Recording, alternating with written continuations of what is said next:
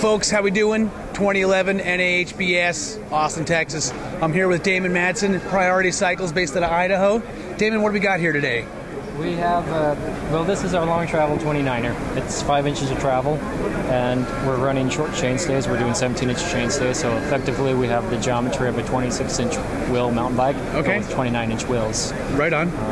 We built this for a client, and he had some complaints about his current 29er, and we addressed him with this model. Right on. And again, I could see some of the clearance items in here, but again, everything works out nicely, it looks like, huh? Yeah. 17-inch chainstays? 17-inch chainstays, 5 inches of travel. Right on. And everything is machined by yourself? Yes, I do the machine work and the fabrication and do everything. Right on. Aluminum is our main material of choice here? Yes. Excellent. Yes. And how long have you been making bikes? I built my first frame 16 years ago when I was 15. Right on. And I'll be honest with you, it was not pretty. It was not? It was not pretty. And I learned a lot. We've further refined that. These bikes are beautiful. Yes, well, thank you. What else do we have going on back here? This is our 4-inch travel 26-inch bike, and it's based on the same idea as the 29er. All of our bikes are pretty much based on the same concept, my own idea of what a suspension should do and how it should work.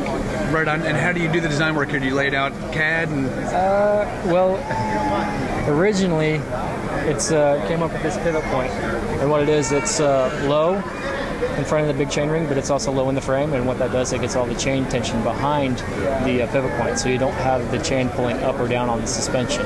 And the reason I came up with that is I just had an epiphany one night, way back when in '97, when I was still in high school. Your power stroke is between 1 and 5, roughly, in the downward stroke. So if you have your pivot point behind and you pushing downward, it's just the chain's just gonna pull up or down. So I broke up my little Lego set, had the little gears and chain, and I started making different suspension designs, and found that my idea worked the best. Right on. So from there, I just started building and refining. Excellent. And then we've got a concept bike right here behind us, right?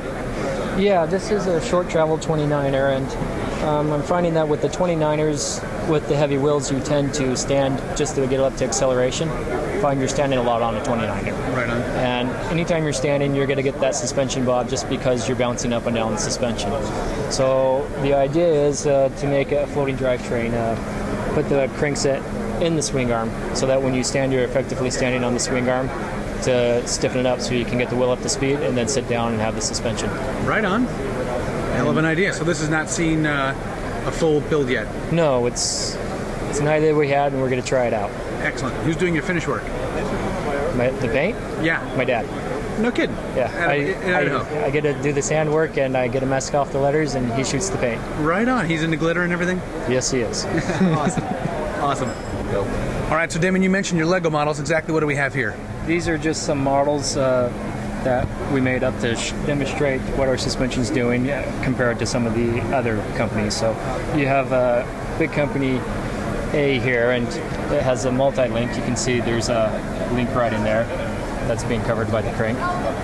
So as we pedal, it's just going to show what's happening with the chain. So as you pedal, it pulls the suspension downward, and it's topping out your shock. It's great for acceleration, but it creates a stiff ride because your shock's being extended. And then on this one, as we pedal, we have a tendency to walk up. Okay. So you don't get quite the efficiency that you would want. And then mine, the design moves here. Not moving. You get very little movement. Right on. So we find you can get a very efficient suspension, but you can also get a very supple suspension. Okay. And an excellent ride quality, no bobbing, power transfer. Yeah. Awesome. What are we talking about for weight for some of these bikes? Let's say the 4-inch travel bike. What do we got on there? It's building up to be about 28 pounds with an X7 Group O. Okay. The 29er is building up to be about 33 pounds, but it's 5 inches of travel. 5 and 5. Right on. Sweet. That's an excellent little diagram there. The models are very good to see, and that makes excellent sense. Glad to have you show that to us. Thank you very much. Thank you.